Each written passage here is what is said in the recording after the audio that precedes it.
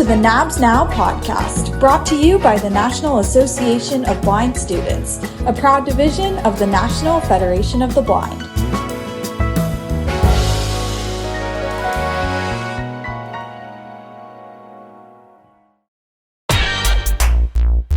Welcome to the NABS Now podcast. Today, we're talking about parties. That's right, small and large gatherings included. Have you wondered as a blind student how you can maximize your participation while out in a social setting? Tips and tricks to stay safe while enjoying parties? How do you set boundaries between blindness advocacy while having fun?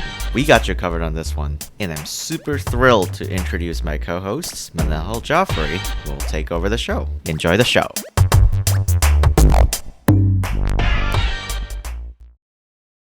So today we have two very special guests here with us tonight who are very well versed in the social environment space. We have Mr. Hunter Kuester and Miss Emily Kiehl. Would you both like to introduce yourself? Yeah, absolutely. Hi, everybody. I'm Hunter Kuester. I proudly serve as a board member of NABS, and I am also a student at the University of Wisconsin Stout in my second year pursuing a degree in hotel, restaurant, and tourism management with a minor in luxury management. Happy to be here.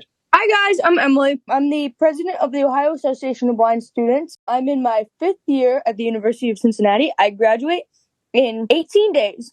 That is so exciting. I cannot wait for that. Congratulations, Emily. Thank you. Well, I'm so glad to have both of you guys here, and I can't wait for the conversation that we're going to get into. First of all, I'd like to quickly maybe ask you guys a little bit of context of what your ideal social environment is. Both of you are in college, university.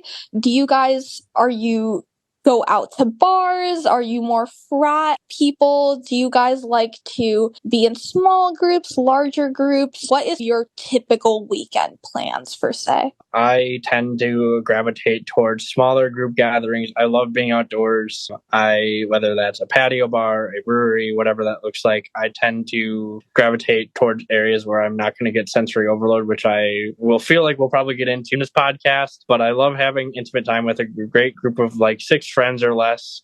Yes, completely understand that. Emily, what about you?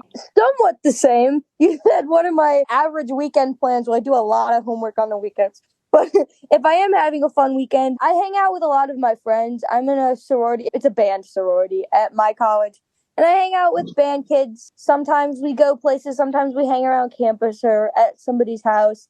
I'm definitely not into like big frat parties. That's just not really my style.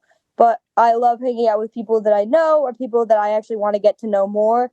Mostly for the people aspect and not necessarily to be in a gigantic, like really loud, crowded place. That's not really my jams, but I like hanging out with my friends. Yeah, no, these sound like wicked weekends, really fun times. I'm sure they're full of so much like life and energy, and especially in the different situations you guys described. But Hunter, I want to quickly touch on something you brought up about sensory overload.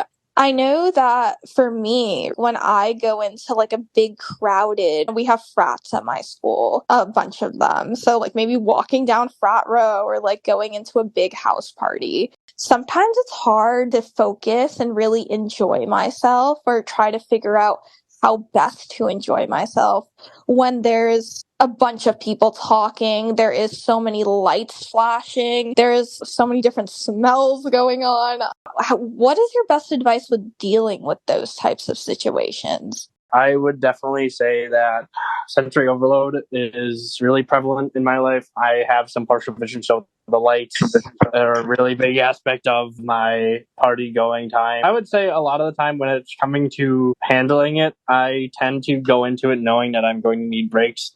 Luckily, with a lot of the houses in Menominee, Wisconsin, they're built the same on the campus area where there might be a smaller porch, one living area, and then like a kitchen, and then upstairs where the bedrooms are. And I kind of universally know where I'm going. I usually go to the same frats, whether it's Kappa Lambda Beta or Sigma Alpha Epsilon, whatever it may look like. I would say making sure I'm taking my breaks. If I need to go out and hang out with people on the porch or in the yard or whatever that looks like, Sensory overload. My biggest tip is someone with sensory issues aside from blindness.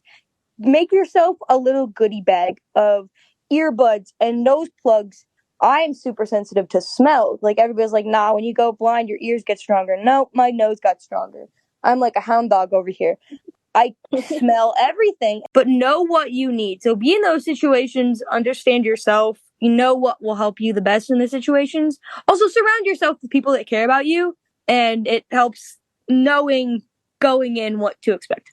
No, I love that. Especially a lot of what you guys said really resonated with me as well. The thing you mentioned about the goodie bag, Emily, like I never thought about that before, but having earplugs, having some sort of like mini things in those situations if you need like an immediate escape can really help you feel better. So thank you for mentioning that. I was just going to add that I would say it's not even necessarily a blindness related thing either. I've been to parties where people need to get out of the loud thumping bass driven living room and go out on the porch and just catch their breath and relax and see what's going on. We might have hyperactive sensory overload, or we might have that additionally like going in. But I know sensory overload is a very real thing for a lot of college students, regardless of their blindness or not. Yeah, thank you. I also wanted to touch on briefly another point you brought up, Emily, about always being with friends and finding this good group of friends to go with, and leading into the point about safety and how important safety is in these types of situations. So when you first got into college, first started the party scene or your social interactions, how did you guys go about feeling safe and ensuring safety measures prior to your experiences of taking maybe that first night on the town or that first going out to the clubs or going out to your frat parties? I can go first on this one. I'm in band, like I said before, so I already had a lot of band friends. And that's like one thing that people will tell you when you get into college. Join a group because there will be people there that care about you, if nothing else, because you guys are in the same group. But then you have familiar faces, you have familiar people that you can hang out with. There's nobody in college to be your mom. So really, like, knowing your boundaries is what's going to keep you the most safe. You have to ensure your own safety. And by safety, I mean like knowing your limits, but also having a way home, having a way to places, knowing who's with you, having someone to be accountable with, like, no matter what. But never go by yourself. Never go by yourself. It's just not really a great idea. Yeah. Mhm. Snaps over here for that, Emily. Never going by yourself, ensuring you can find your way home. I definitely want to preface what I'm about to say that I don't want to make it an alcoholic exclusive episode. I just know that in my experience, and as Emily had stated, alcohol is very prevalent at college for people who are of age and who are underage, and being smart with the decisions that you make, having friends around who are going to take care of you is very, very important. But you know yourself the best. I would say in situations where you're not being served by a professional bartender, or you're at one of these social gatherings where there's alcohol present, there's nothing to say you can't bring your own. I notice whenever I'm at a party, I bring my own, and I bring my own for a small group of friends that we all share. So if I'm bringing a bottle or a case of beer or something like that, I know it's not been drugged. Believe it or not, I have a couple male friends who have been drugged at parties. It's not just a female thing, but very hyper aware of that happening. And I would say it's just a safety thing. You know how much you're pouring, you know what's in your drink outside of alcohol. Yeah, social gatherings, just being able to be safe, knowing your surroundings, knowing what's on campus and what's near campus. I know some campuses are not in the best neighborhoods in the United States, where there's like Menominee, Wisconsin. It's a small town. It's a very different environment, but just knowing your environment, knowing your friends. And if you don't know people, making friends can be tricky for some people, but putting yourself out there to make those friends before trying to jump right into a frat party that you don't know a single person at might be or will be your best option. Thank you so much for that. You both just shared a lot of really vital information that I think any maybe first year going into college for the first time, or someone that hasn't really delved deep into the scene, would really appreciate. And I wanted to bring up something that you said, Hunter, about knowing the area you're in and really being familiar, whether that's a small town, if it's a bigger unsafe campus. How do you guys go about when you're inside the party, inside the event, inside the bar, navigating? Do you guys keep your cane or guide dog with you at all times? Do you tend to maybe leave it aside? Do you bring it at all? Do you stay close with your friends the entire night? How is your navigation style maybe different in different settings or similar throughout? If you could talk a little bit about that. Yeah, absolutely. I would first start off by saying I carry my cane wherever I go. If I'm hosting a party, it might look different if I'm at my apartment or someplace I'm super familiar with. If it's like a crowded frat party or a bar, or if I have to do any sort of traveling outside of my building, I take my cane with me no matter what. I don't know if there's going to be a fire or if there's going to be some instance where I need to get out of a place quickly, and that's just going to be the tool that's going to help me keep my independence. And I'm going to be a lot more confident and in control, and not as anxious as if I didn't have it.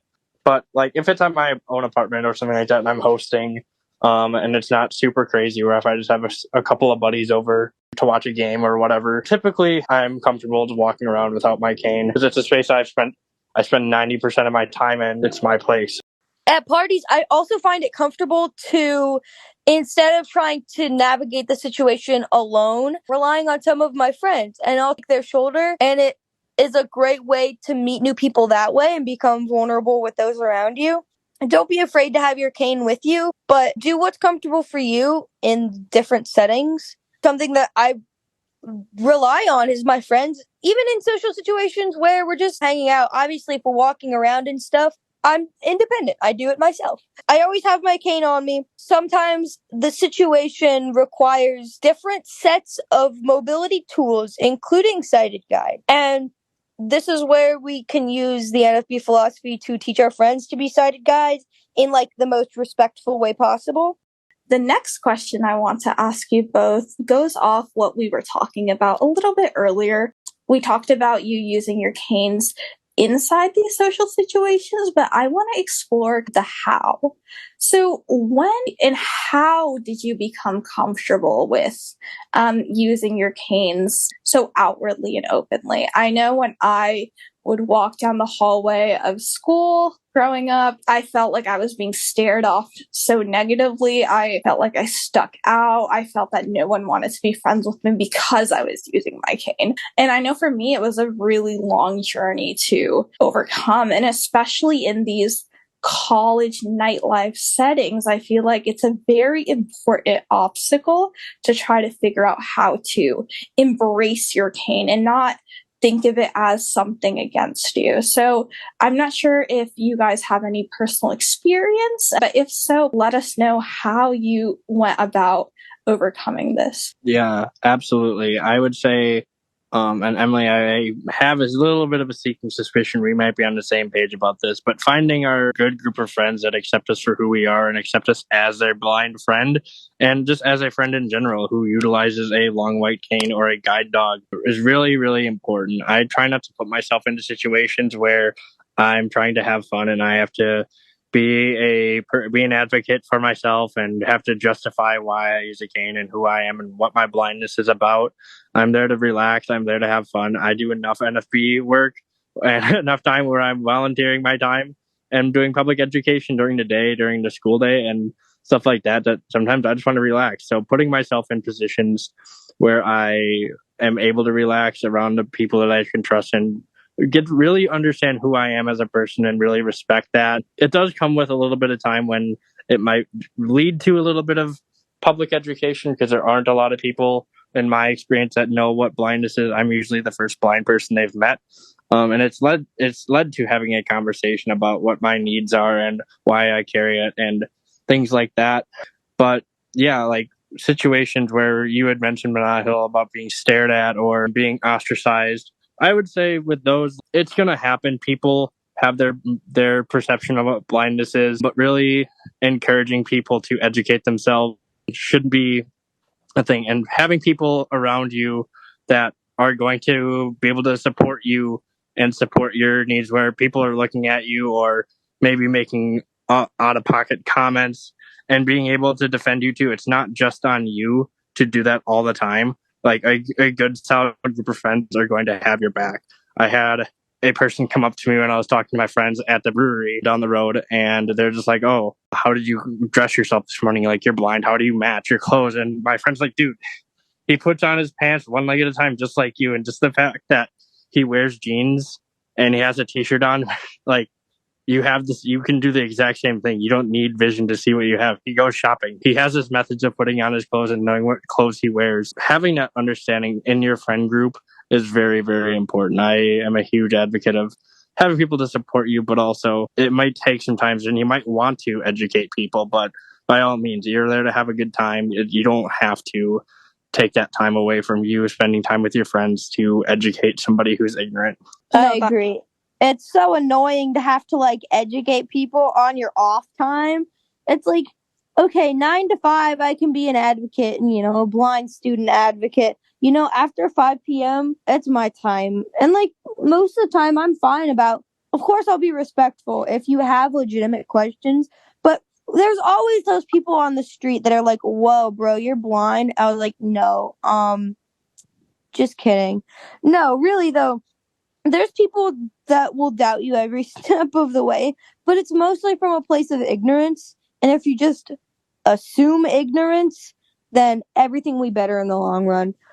I also find that maybe taking your cane into this more a party setting, people aren't as judgmental as I would say people might assume they are. I personally got a lot of comments on my cane. Oh, why are you carrying a fishing pole? Or like, oh, why are you just having like a long stick? Like, what are you doing with it? And it's been more entertaining than anything. So I think the biggest takeaway from your guys' statements of just being confident, being with people that care about you, and also just knowing that the environment you're in with the friends you're with, your goal at that point is just to have fun. So just have fun, enjoy yourself, and don't let your blindness hold you back from that. Thanks for sharing that. I wanted to quickly circle back to what we were discussing earlier in the episode about knowing your surroundings. And I just wanted to see if you guys could quickly talk about how you either map out your surroundings beforehand or how you go about maybe being in a new space. I actually spend a decent amount of time in Minneapolis. For anybody who's actually looking to find Menominee on the map, if you look at St. Paul and go about an hour east, that's where Menominee is. So oftentimes my friends and I will go to Minneapolis, or I'll meet up with friends that I have in Minneapolis, and we'll go to different bars and go to different breweries or a house party from the University of Minnesota or whatnot. And really what things that I prioritize finding out in those types of situations are the bathroom and all of the exits that I might need. Just coming from just a safety standpoint, I think it's important to know your surroundings and how to get out of situations if you need to. You never know what's going to happen at a house party. It's always better to know how to get out and be able to leave a situation and mapping that out right away rather than during a crisis or for whatever reason. Having that knowledge beforehand really just puts me more in those types of situations. Totally. To go off what Hunter said, never be afraid to leave. Always know how to leave when you want to. If you're in a big group gathering, nobody will probably even notice. It's no big deal if you want to go home. And if you're in a small group, just be open with people. Say something came up. It's all good. Never be afraid to leave, because then you feel trapped and then that can lead to a whole bunch of other stuff.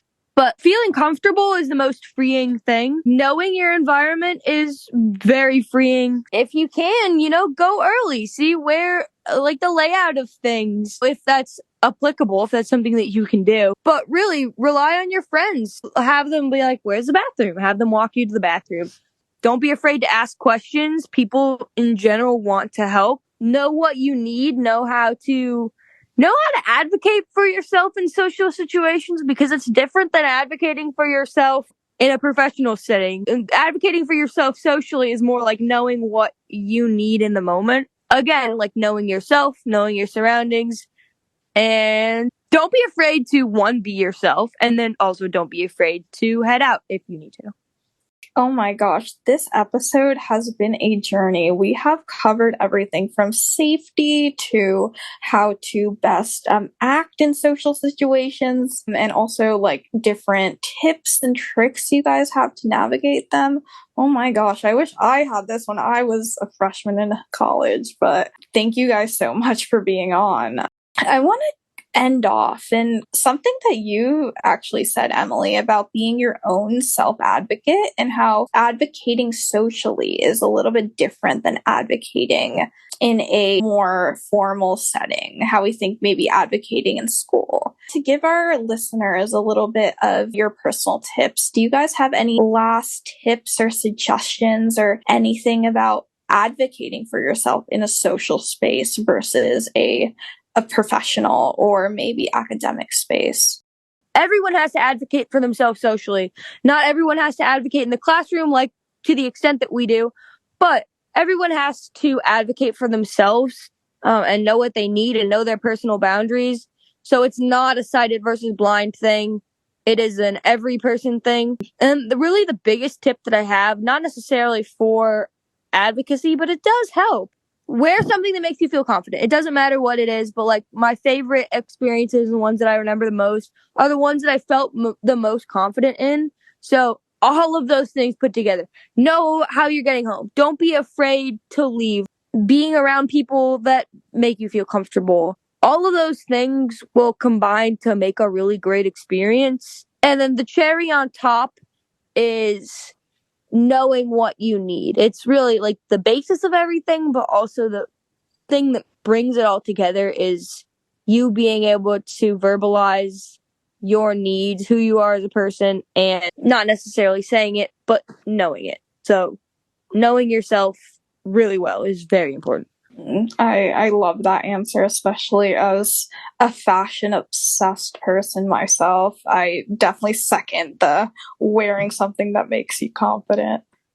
Absolutely. I'm not as quite of a fashionista as either of you two, but I cannot emphasize enough wearing something that makes you feel comfortable, confident. It's very important. And my last tips would definitely be around make sure you're with people that you can trust. Put yourself out there. This isn't just like an episode on partying. This is socializing. I would say put yourself in uncomfortable positions in the sense of maybe you go to the football game and meet some people, or you go to the club fair and have conversations with people and find a new club or a new hobby that you might not have explored in other educational fields or studies, and just find your place. Like I had mentioned, my favorite gatherings are small, intimate spaces outdoors or trying new experiences. I put myself in situations that I enjoy being in. I know myself. I'm not going to intentionally put myself into a 400-person packed club when I know that's not my style. It's something that I just don't personally tend to go towards. But also, like Emily said, being able to go home and say, hey, that's not really my thing. You guys have fun. Or, hey, I would rather do this, and see if people have fun to do that. Just be safe, know yourself, have fun. More importantly, just put yourself in places that you know you're going to have fun in. Don't feel like you have to go to something just because your friends are going. You know yourself. You can make a wide variety of friends who more than likely are going to have similar interests and similar ideas of having fun.